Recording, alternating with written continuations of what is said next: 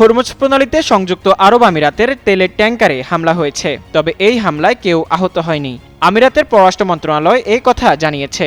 আমিরাতের পররাষ্ট্র মন্ত্রণালয়ের এক বিবৃতিতে বলা হয়েছে, এই হামলা জাতিসংঘের নিরাপত্তা পরিষদের রেজুলেশন 2817 এর সুস্পষ্ট লঙ্ঘন, যেখানে নৌ চলাচলের স্বাধীনতা গুরুত্ব নিশ্চিত করা হয়েছে এবং বাণিজ্যিক জাহাজ লক্ষ্যবস্তু করা বা আন্তর্জাতিক সামুদ্রিক পথ বন্ধ না করার কথা উল্লেখ করা হয়েছে। বাণিজ্যিক জাহাজ লক্ষ্যবস্তু করা এবং হরমুজ প্রণালীকে অর্থনৈতিক চাপ বা ব্ল্যাকমেলের হাতিয়ার হিসেবে ব্যবহার করা ইরানের বিপ্লবী গার্ড বাহিনীর জলদস্যুতার কাজ।